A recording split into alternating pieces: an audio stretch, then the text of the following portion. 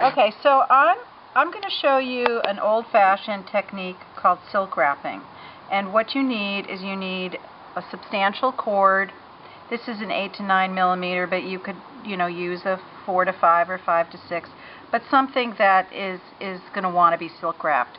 And we have an example right here of what it looks like, and we've made a loop for a necklace, and then on the other side we're going to sew a button on, and then this button is going to go through this loop, and it's going to look like this when it's all done.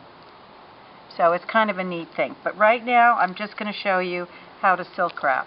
So you're going to take about 20 inches of a nylon or upholstery thread, a number 6 or number 8.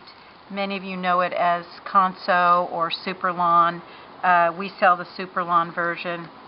Take your wire cutters, you cut, and then you take your thread, and I just want to show you what it looks like, and I'm going to show it your way instead of my way.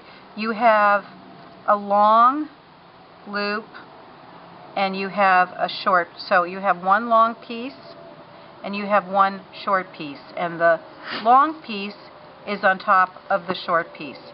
So if I take the end of this and I'm going to silk wrap, I take the loop and I silk wrap in the direction I want to go.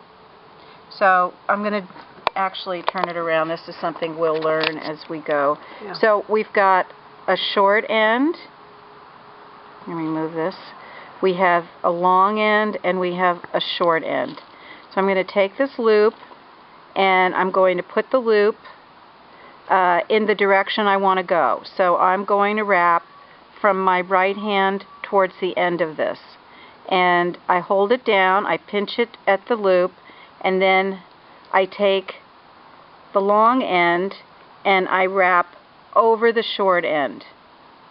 And I wrap like a couple of times, and see how my little fingers are holding it and pinching it.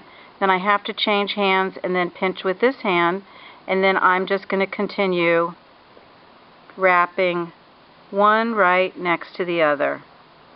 And you need to have the loop as long as you want to go. So if you have a really short loop, you can't wrap very long, and you need to have your long length, plenty of it, 20 to 24 inches is what I usually cut, so that you don't run out and you have to start again. So I'm wrapping. I don't get excessive. When you begin, you want to wrap forever, but then you get to the point where you say, okay, I've had enough. You wrap around, you hold it, then you take your end, see the end, and you just put it through the loop.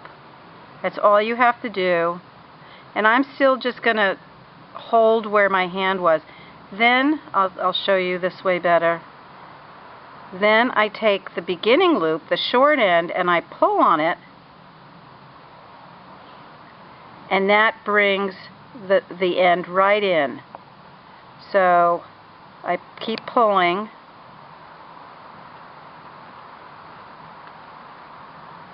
This was a little loose. There you go. And if I pull it too far, I'll see the knot come out on that side. You see, there's the loop right there. So I'm going to pull this end, and I'm going to bring it back right underneath. So when you're done, you want your knot sitting right underneath in the middle. So when you're done, it should be just right about there. And then all you do is you cut your ends here and here. You don't use any glue. There's no more knotting. You just have to make sure, and you can actually almost see the knot sliding through, sort of like a little snake. And then it's underneath, and then you can just, with nice sharp wire cutters, you can cut your ends off and you have a silk wrap. And that's it. 1, 2, 3.